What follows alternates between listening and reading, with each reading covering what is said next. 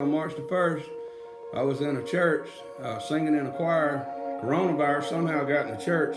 There's probably 100 choir members in there and probably, I don't know, I'm guessing 1,000 people, but coronavirus entered into that church and spread like wildfire within an hour, and over 45 people got coronavirus in that service, and there's been 2, maybe 3 that's passed away out of this church, and I had it too.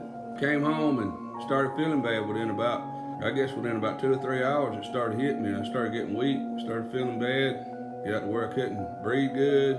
And then Monday morning, I got up and decided I need to go to urgent care. So I went to an urgent care here in Rome, Georgia. That's where I live, in Rome. Went to an urgent care and they checked my vitals and checked my air supply, checked my blood, checked all that stuff. They said, your oxygen level's way too low. We don't want you here. You need to go straight to the hospital. You need to get in your car and drive straight over to the hospital. So I did. I went to Redmond Hospital here in Rome. Got to Redmond Hospital. They got the checking on me. They said I had a little pneumonia in my lungs. They tested me for the flu.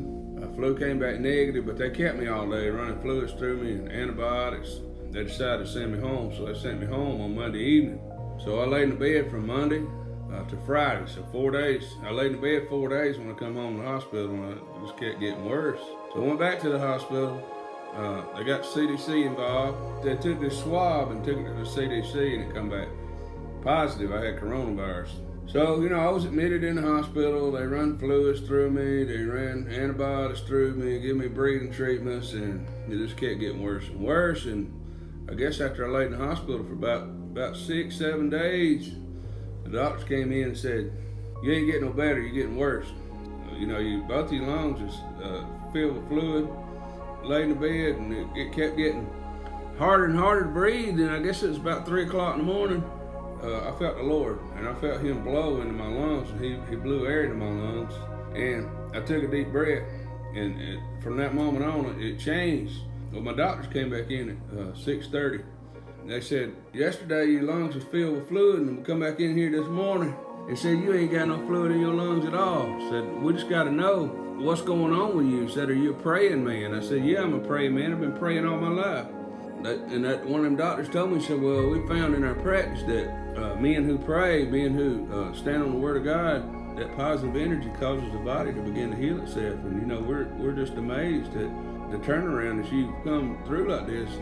And I said, well, you can believe that if you want to. You can believe that the positive energy did it. But I'm telling you, God came in my room at 3 o'clock this morning and healed my body. And they said, well, if you continue this journey, you'll be home. And, within about 4 or 5 days, well, I went home 2 days later. 2 days later, I was sitting in my house. I was quarantined at the hospital for 11, 12 days. And then I come home and quarantined for 2 more weeks in my bedroom. So I've been separated from the world for a while. So, all this started on March the 1st. On March 31st, the last day of the month, I came off quarantine and went back out in the world, and I see that the world's a whole lot different than it was when I went in. It's good now. I'm back at home. Things are going great. My message to you today is don't walk in fear. That was the key to me staying alive. Put your trust in Him, and He says He'll take care of us.